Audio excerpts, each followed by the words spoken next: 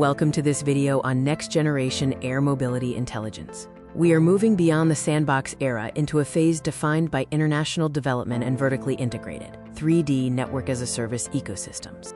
The 3D spatial economy is shifting. Key drivers include national security resilience, the bifurcation of airspace into defense and economic zones, industry consolidation, and the transition of hardware into a networked service model. In low-altitude defense, interceptor drones are becoming a critical national security mandate.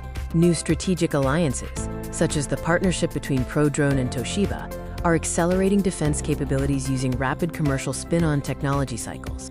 Economic security is being bolstered through targeted capital backing and sovereign AI initiatives. The government's procurement program for interceptor drones is currently in full-scale validation, featuring several key industry platforms. The July 2026 Kumamoto earthquake demonstrated the vital role of drones in extreme operations.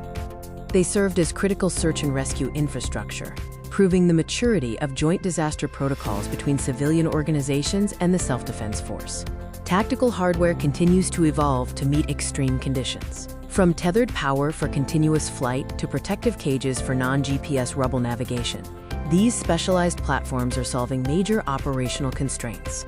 Swarm technology is moving from entertainment to professional applications. Large-scale light shows serve as essential logic validation for collision avoidance and fleet management, providing the foundation for high-density urban air traffic and defense-oriented traffic management.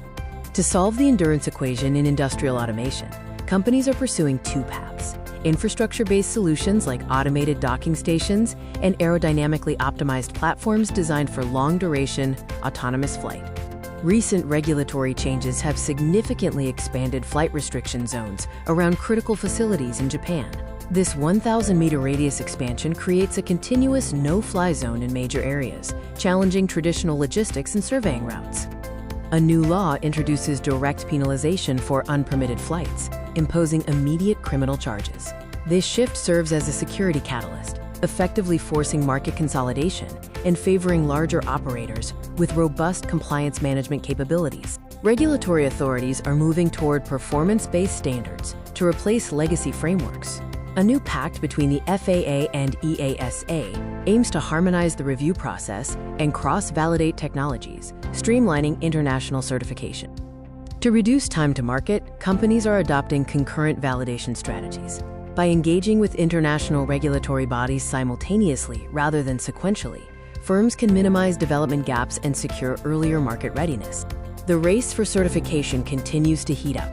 Different OEMs are at various stages, from FAA flight testing to securing triple certification. Strategic partnerships and real-world data advantages are becoming key differentiators in this global market. Western companies are currently facing a capital squeeze as they navigate lengthy certification processes. Meanwhile, international players are leveraging domestic flight data to enter new markets, creating a stark contrast in competitive positioning. Finally, companies are managing high capital expenditures by adopting asset-light supply chain strategies. By partnering with international aerospace suppliers for advanced components, firms can avoid the massive costs of building proprietary manufacturing facilities.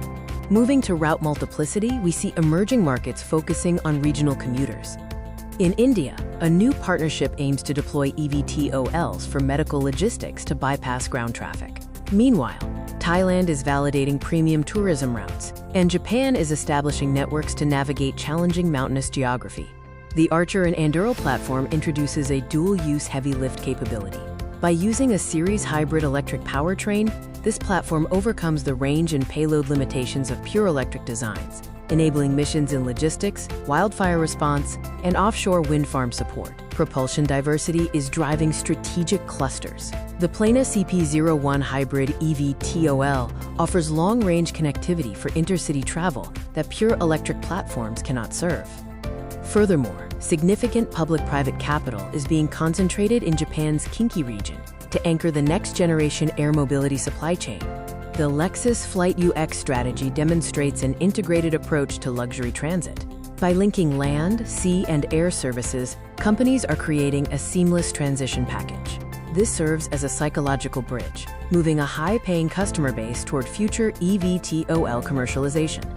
High-altitude pseudo-satellites, or HAPS, provide the necessary 3D backbone for this ecosystem. Positioned in the stratosphere, they overcome the communication blackouts faced by ground-based 5G, providing the low-latency connectivity and massive uplink bandwidth required for continuous, autonomous fleet telemetry. Thank you for watching this overview of integrated air mobility intelligence. As these technologies and strategies converge, they are rapidly reshaping the future of global logistics and transportation infrastructure.